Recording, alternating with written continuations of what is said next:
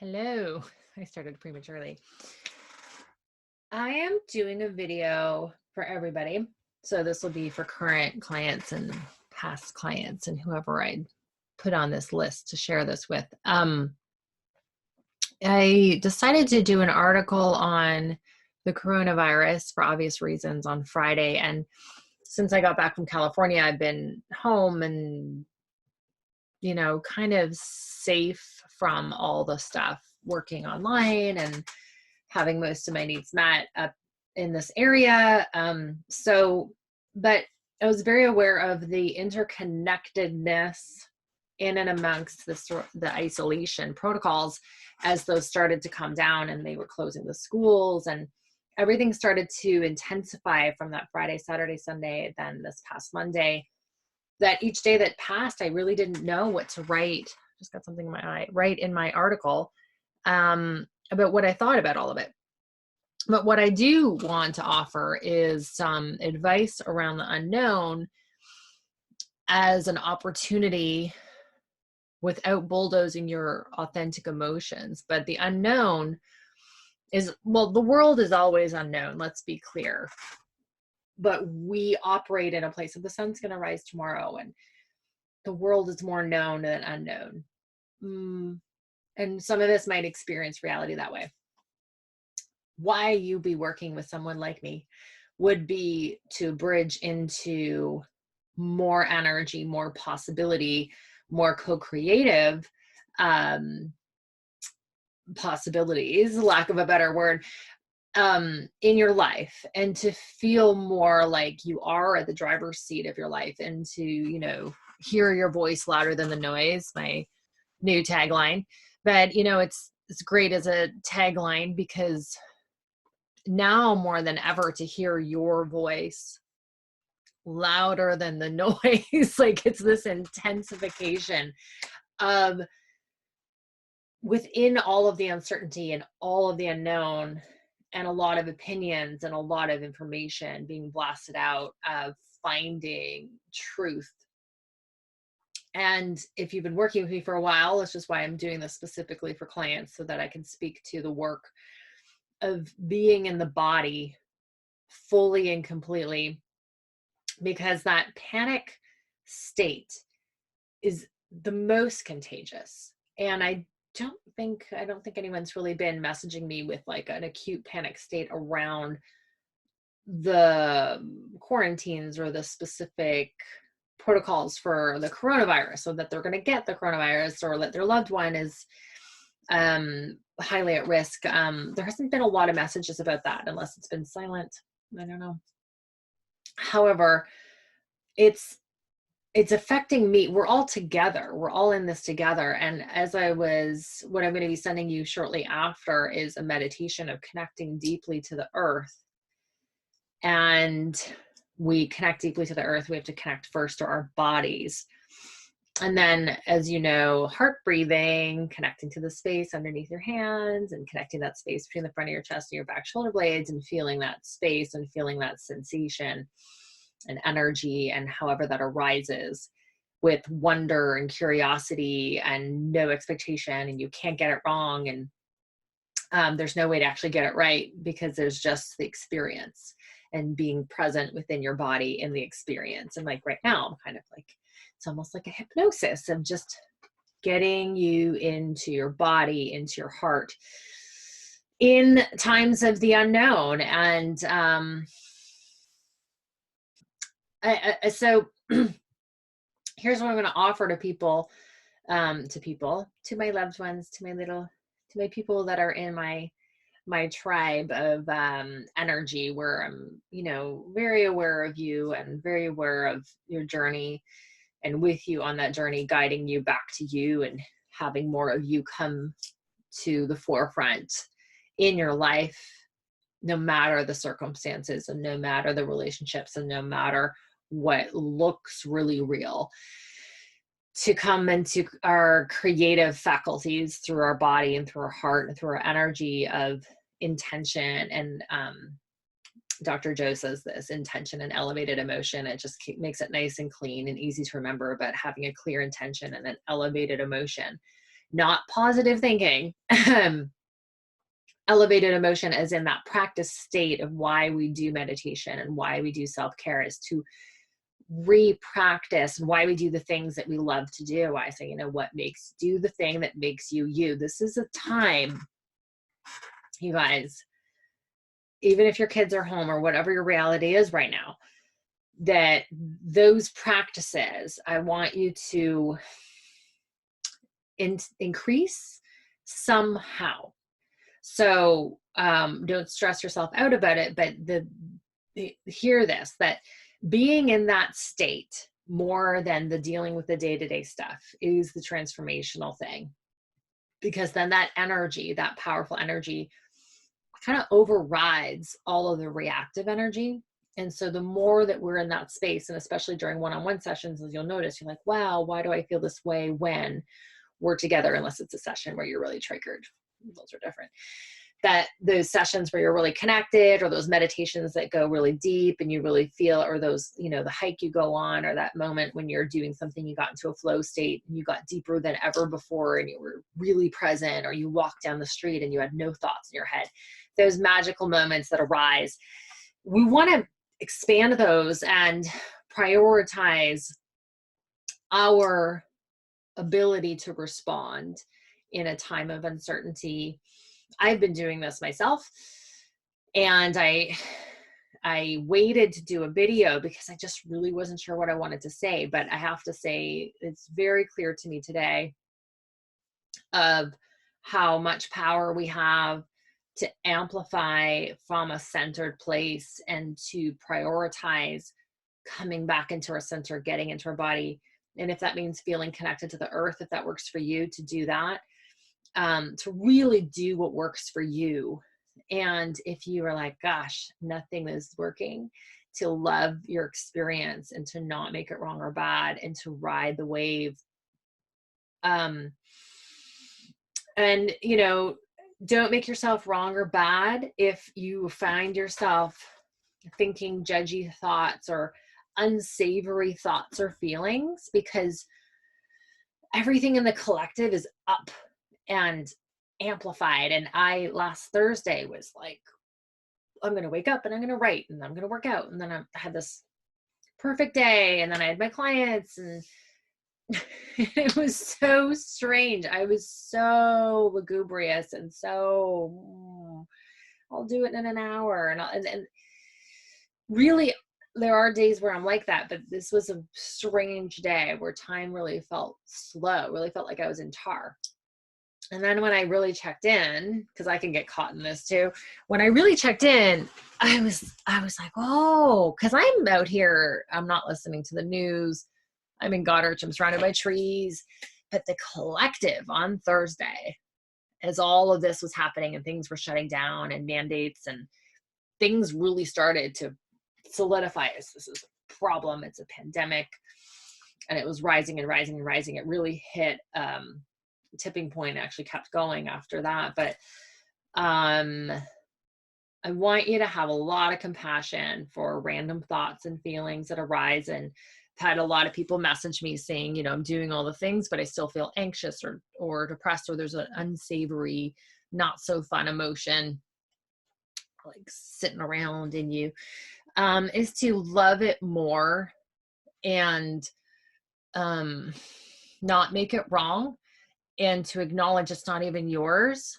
So, forgive yourself for anything that is arising that you're judging in general, and just like, whoa, I'm super vengeful, right? These are these like animalistic, shadows that can really, really take us over in times of fear and uncertainty as a species. And just as the collective mind, is it the 1,000th or the 100,000th or the 10,000 monkeys? 10,000 sounds right. But basically this hive mind phenomenon of a collective mind, and that the monkeys would wash the potatoes because they would taste better, and then totally unrelated, after it hit a certain tipping point, which I felt on Thursday, irregardless of what the actual numbers were, that's when it really impacted me, that we're collectively in this fear. And so as we're isolating in a way, even though it's with our family and stuff like that, as we're pulling back from our normal life, so maybe not isolating isn't the right word. Some people will be very isolated at this time. I'm speaking to a bunch of different people at this moment. But as we're withdrawing from our normal reality, it's a great time to let that jostling, let the tree be shaken and the dead leaves that are dead fall off and not have attachments. I call it getting snow globed. When life happens to us and there's something's happening in the world and the environment that we can't ignore, and we can't just decide we want it to be happy or decide we want it to work a certain way. It's like, this is changing everything. There are substantial changes in the physical world. So I don't know how long this is so far. Can't tell, but I don't want to talk your ear off, and I don't want to make this like a big long to do for you, because nobody loves that. But I did want to just have a chat with you guys and just say, hey, I'm here. And it was really clear to me as like, I felt fine and I'm very resourced, and I've spent years being resourced. And I'm incredibly grateful for that. And at this time, it felt like, just like people are hoarding hand sanitizer and toilet paper, that it occurred to me I was no different. And this is what's interesting about judgments, is that I'm hoarding advice and guidance and just, calming, soothing, even if it's like just loving the irrational parts in ourselves. And then if we feel fine, we feel fine. But I think a lot of people are wigging out in ways that might not look like it. They might not even seem related to the coronavirus. You might be fixated on something else. And that's actually the definition of a neurosis, is like the people that are really fixated on toilet paper. What a lovely thing to be worried about, because instead of worrying about death and pandemic and, cabin fever, they're just really worried about toilet paper. It's a really innocent thing to be worried about. So, when I really thought about it, I was like, oh, well, if you're going to worry about something, what an innocent thing to be worried about that isn't so intense and scary to the mind and soul. But, I said soul right there. Our souls are fine. What we really want to do is honor our humanness and honor this time and honor the three-dimensional reality of others as well. And if they're in fear, I'm really disliking that, oh, you're buying into all that sort of flippant responses from people, especially in the spiritual community. I find it very unloving to deny someone else their reality. And instead to meet someone's reality with openness is, not always going to be the easy thing to do. But I feel like that's the most loving thing, is like, oh, wow, you're really in fear right now. Or, wow, you really think you're going to run out of toilet paper, and then that's going to be a really big deal. Instead of being like, oh, it's stupid or whatever, or trying to make somebody wrong or bad. I really don't think anybody in this circle is going to run the risk of that. But even just small thoughts, like I noticed myself judging people. There was women getting big tubs of Miracle Whip, and then I thought, wow, people's priorities and what they think they need to survive. What an interesting social commentary. It wasn't like a judgment, what a stupid person. It really was like, whoa, wow, that's what somebody thinks necessity is. So my point of that is to love all the ways people are showing up in this, and to really know that people deal with fear a lot of different ways. Contraction is one of the main things about fear. So feeling like it's hard to breathe, feeling like you're in a small space, that's when you want to get in your body, connect to the heart space, pop out, don't leave your body, expand beyond the room, or stay in the room if that feels more safe, and to feel the infinite beingness of who you really are beyond all of the stuff more than anything. I think that's the whole point of this, by the way. I'm going to stop babbling. I just really wanted to get whatever, I don't even remember what I said right now, but just to channel or just jam or just be with you and say, hi, I'm here, and message me if something's really, really heavy, you know, and I can help with that for you. And I'm happy to, and I'm just feeling like this, like, call for me to step up a bit more and help in any way I can, specifically my wheelhouse being resourcing, so that we can deal with challenge, which would be the appropriate time to step up. So if you have any ideas about what you think I should be doing with that, also feel free to email me. And if you have any questions that you want me to like tap into my own guides and spirit and intuition that you're feeling blocked because, you know, multiple reasons, just send me back an email. I'm posting this to YouTube as a unlisted link, so you can see it if you click on the link. If you want to share it with other people, that's cool. I really am just speaking to people who have worked with me one-on-one, who have done a transformation, and entered more deeply into that being space with me, and then learned more how to manage the humanness and bring more love to those parts, because I don't think the average person's gonna know what I'm talking about there, and maybe they will. So I'm sending you love. I'm just letting you know I'm here, letting you know, and I'll be doing this earth meditation shortly, and I'll be sending you that link to feel deeply safe and to, you know, as we as a species are realizing, like, wow, like viruses and how vulnerable we are and how connected we are and the nature of things, and to reconnect to our nature so that we feel more tuned in. So it's not like we're getting attacked, but we're part of this unified whole. Is the intention of that meditation. And it took me a while to land on something, but that feels like the thing to do. And again, like, the biggest contribution you can make is managing your mind, doing the things that make you you, not judging yourself, especially self-judgment gets really harsh in times of survival. And really good advice. Don't plan your life right now. Just don't. Just do now and do what makes sense. And, you know, like, yeah, I'm writing a book right now, but either way, that's going to happen.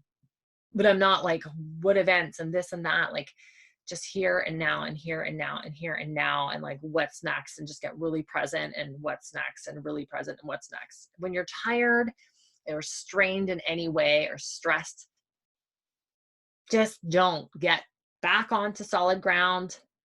You know, I'm kind of getting this metaphor of being in water and trying to tap dance.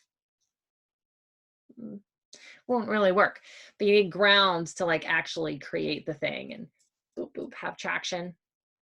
You can do synchronized swimming, you know, but yeah, you need that ground to create and to see and to vision and to embody. So just suspend the desire to control and need to know the outcome, and only feel safe if you know. That's not going to work right now. So any questions you have, hopefully this was helpful. I wrote a bunch of things down to talk about. I think I touched on a few of them, but I think the end of the day, my intention is for you to feel like I'm here and I've got you. And energetically, I've been doing all the things on a shamanic level and energetic level to support you in the intangible ways that I can at a distance beyond time and space, which is very handy. So that's been happening, and hopefully keeping you just a bit more elevated. And if you have specific questions, I'll just say it for the 10th time. Message me. For now, I'm going to go. I'm going to press stop.